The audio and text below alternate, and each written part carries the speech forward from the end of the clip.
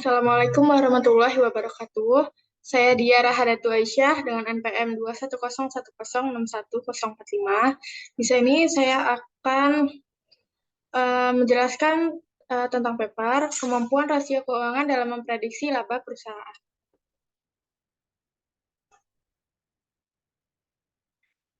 Bab 1, pendahuluan, latar belakang. Pada saat ini, persaingan bisnis semakin cepat, sehingga membuat pelaku bisnis ingin mengetahui kondisi perusahaan menggunakan sebuah laporan keuangan.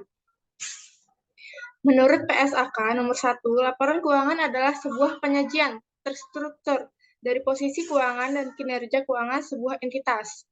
Laporan keuangan menunjukkan hasil pertanggungjawaban manajemen atas penggunaan sumber daya yang dipercayakan oleh mereka.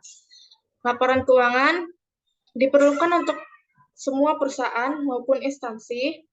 Perusahaan membutuhkan laporan keuangan untuk mengetahui kondisi dan kinerja perusahaannya. Apakah perusahaan tersebut mengalami keuntungan atau kerugian? Apabila manajemen memiliki kinerja yang tidak baik, akan berdampak pada perusahaan. Seluruh informasi perusahaan diketahui pihak manajemen. Dari informasi keuangan, adanya piutang usaha, kewajiban, modal, dan laba. Oleh karena itu, semua memerlukan prediksi untuk di masa depan. Penyajian informasi laba merupakan bagian penting dalam operasional suatu perusahaan karena tingkat laba dapat menggambarkan kinerja suatu perusahaan secara keseluruhan. Semakin tinggi tingkat keuntungan, maka semakin baik produktivitas perusahaan, sehingga akan meningkatkan kepercayaan pemangku kepentingan terhadap perusahaan. Informasi laba berfungsi untuk mengevaluasi produktivitas manajemen, membantu memprediksi potensi keuangan jangka panjang, dan menentukan risiko dan tingkat pengembalian yang terkait dengan peminjaman atau investasi. Dr. A. Kadim 2017. Menurut Amalina dan Sabeni, salah satu metode untuk memprediksi laba perusahaan adalah dengan menggunakan perhitungan rasio keuangan guna menilai apakah suatu perusahaan menghasilkan laba atau mengalami pertumbuhan laba.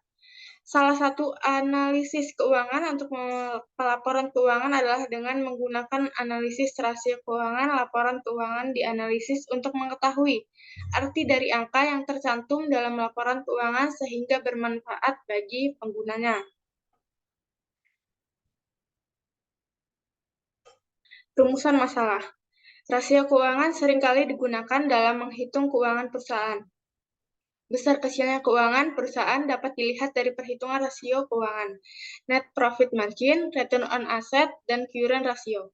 Rasio keuangan untuk memprediksi laba perusahaan di masa depan dan masa sebelumnya. Tujuan penelitian. Tujuan penelitian ini ialah untuk dapat mengetahui apakah rasio keuangan yang digunakan dapat memprediksi laba perusahaan. Manfaat penelitian. Berdasarkan tujuan penelitian yang akan dicapai, penelitian ini diharapkan dapat memberikan manfaat secara langsung maupun tidak langsung. Adapun manfaat penelitian ini ialah 1. Manfaat teoritis. Memberikan pemikiran bagi perusahaan yang ingin memprediksi laba menggunakan rasio keuangan yang akan diteliti. Sebagai referensi pada penelitian selanjutnya untuk meneliti rasio keuangan yang sama pada perusahaan yang akan diteliti. 2. Manfaat praktis. Bagi penulis, dapat menambah ilmu dan wawasan langsung tentang rasio keuangan dalam menghitung laba perusahaan. Bagi investor, dengan adanya informasi penelitian ini, investor dapat menanamkan modalnya dengan baik dan apakah akan tetap menanamkan modalnya atau menarik modalnya. Bagi perusahaan, dengan penelitian ini, perusahaan dapat mengetahui kondisi keuangan perusahaan serta memudahkan manajemen dalam mengambil keputusan. Bagi pembaca, sebagai bahan informasi bahwa penelitian ini bertujuan untuk dapat memprediksi laba keuangan perusahaan dan sebagai penambah wawasan pembaca. Bab 2, tinjauan pustaka. Grand Theory. Yang saya pakai adalah Signalin Theory. Nurhasita 2019-157 memberikan pendapat bahwa signaling teori adalah sinyal dari pihak pengirim untuk memberikan informasi yang bermanfaat untuk menerima, menghasilkan laba yang berkualitas bagi perusahaan. Penelitian ini memakai signaling teori untuk mengetahui sinyal laba di masa mendatang. Dengan adanya teori ini, Perusahaan dapat mengukur laba yang terjadi di tahun ini, apakah laba yang dihasilkan perusahaan dapat meningkat atau menurun dari tahun-tahun sebelumnya. Dengan teori ini, perusahaan dapat menghitung laba perusahaan menggunakan net profit margin, return on asset, dan current ratio. Rasio-rasio ini mampu menghitung atau memprediksi laba perusahaan. Dengan adanya rasio keuangan ini dapat memudahkan perusahaan mengetahui kondisi perusahaannya.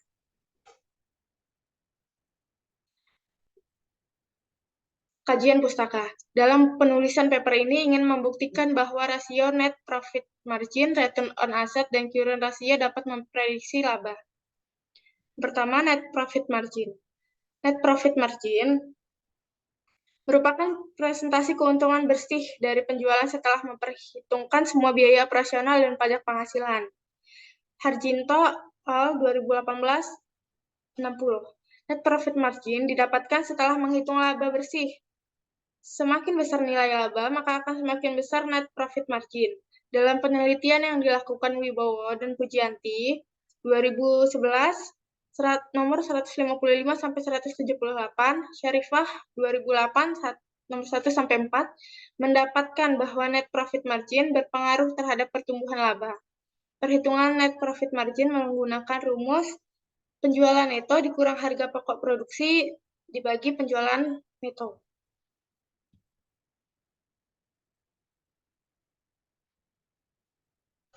Return on asset. Return on asset merupakan perbandingan laba bersih dengan total aset. Ryan et al. 2020. Berdasarkan penelitian yang dilakukan oleh Fatimah 2014 nomor 1-17, Hartini 2017 1-17 menyatakan return on asset berpengaruh terhadap pertumbuhan laba.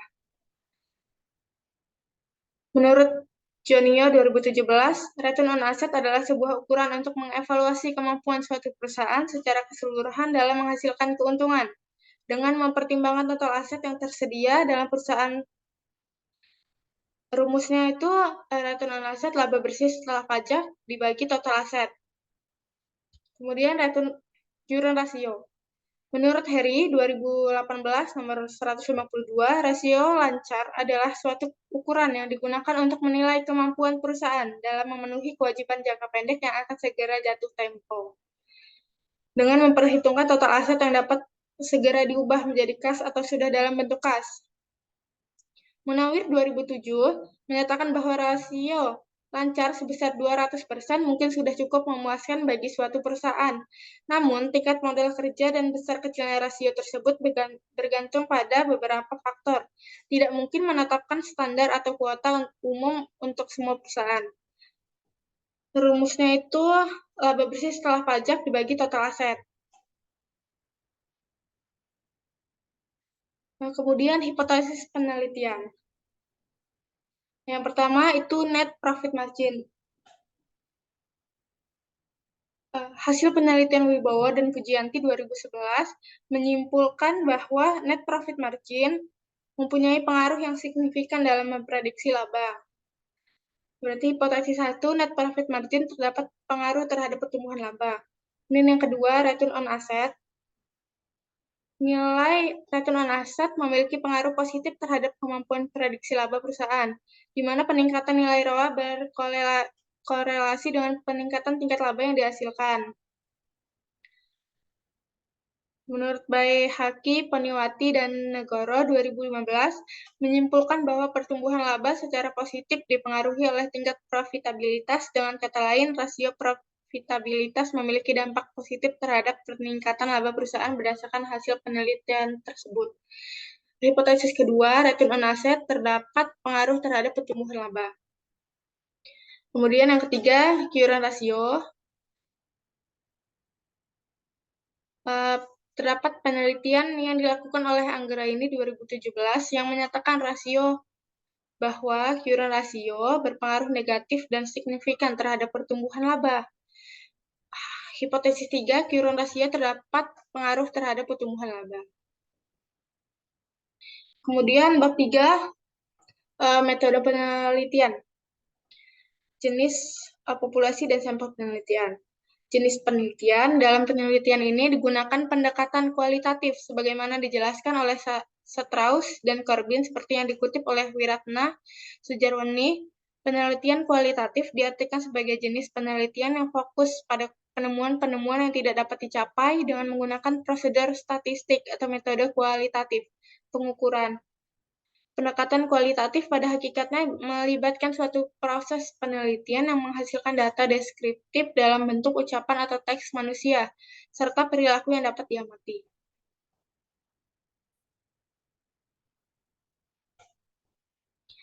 Populasi dan sampel penelitian. Populasi adalah benda atau objek dengan jumlah dan ciri tertentu yang ditentukan oleh peneliti untuk diteliti, kemudian ditarik kesimpulannya. Jadi, populasi bukan hanya orang, tetapi juga benda-benda alam yang lain. Populasi bukan sekedar jumlah yang ada pada subjek atau mata pelajaran yang diteliti, tetapi mencakup semua ciri-ciri yang dimiliki oleh subjek atau mata pelajaran tersebut. Menurut Najir 2003, Sinambela 2014, sampel adalah sebagian dari populasi yang dipilih menurut aturan tertentu yang digunakan untuk mengumpulkan informasi atau data yang menggambarkan jenis atau karakteristik populasi. Sampel bisa dikatakan sebagai wakil populasi yang menjelaskan karakteristik populasi secara keseluruhan. Nah, yang pertama itu ada random sampling adalah suatu metode pengambilan sampel di mana setiap elemen populasi mempunyai kesempatan yang sama untuk dipilih menjadi sampel. Contohnya, pemilihan perusahaan secara acak dari populasi. 2. Stratified sampling metode, pengambilan sampel yang melibatkan pembagian populasi menjadi kelompok-kelompok kecil yang disebut strata. Contohnya, memilih perusahaan dalam subkelompok tertentu, seperti industri atau manufaktur. 3. Convenience sampling adalah suatu metode di mana peneliti memilih subjek yang paling mudah diakses atau paling nyaman bagi mereka. Contohnya, pilih perusahaan yang mudah diakses atau memiliki data keuangan yang lengkap. Kemudian literatur review, merupakan kajian ilmiah yang berfokus pada suatu topik tertentu. Tinjauan literatur akan memberikan wawasan tentang perkembangan suatu topik tertentu. Tinjauan literatur akan memungkinkan peneliti mengidentifikasi suatu teori atau metode, mengembangkan teori atau metode, mengidentifikasi kesenjangan yang timbul antara suatu teori dan relevansinya dengan bidang atau hasil penelitian. Rowley dan Slay 2004, Betari dan Saltykov 2012 melakukan tinjauan pustaka sama dengan melakukan kegiatan. 1. Mengumpulkan data informasi. 2. Mengevaluasi data-data, teori, informasi atau hasil penelitian. Dan 3. Menganalisis hasil publikasi seperti buku, artikel penelitian, atau publikasi lainnya diadakan sebelumnya. Kemudian 4. Diskusi. Dalam penelitian ini, variabel bebasnya yaitu rasio keuangan dan variabel terikatnya laba perusahaan. Penelitian oleh Syamsuddin dan Primayuta 2009 menunjukkan bahwa current ratio justru memiliki pengaruh negatif dan signifikan terhadap perubahan laba. Sementara itu, Fatimah 2012 mengemukakan bahwa current ratio tidak memiliki pengaruh terhadap perubahan laba. Berdasarkan hasil penelitian Shamni dan Martunis 2013, disimpulkan bahwa ROA memiliki pengaruh positif yang signifikan terhadap pertumbuhan laba. Asyik dan Soelistyo 2000 dalam penelitiannya mengungkapkan bahwa rasio profitabilitas yang berdampak signifikan pada pertumbuhan laba adalah net profit margin dan gross profit margin.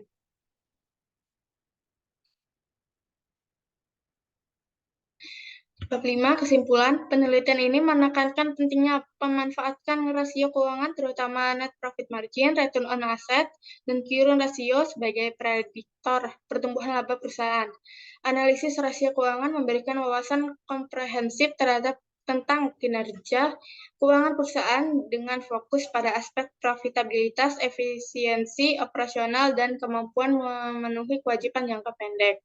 Secara garis besar, hasil penelitian menegaskan bahwa pemanfaatan analisis rasio keuangan digunakan oleh signaling teori dapat menjadi alat yang efektif untuk mengevaluasi kesehatan finansial perusahaan dan meramalkan pertumbuhan laba di masa depan. Dalam konteks ini, pemahaman yang mendalam tentang kinerja keuangan dan sinyal yang diberikan oleh perusahaan dapat menjadi dasar bagi pengambilan keputusan investasi yang lebih cerdas. Sekian presentasi dari saya akhiri. Wassalamualaikum warahmatullahi wabarakatuh.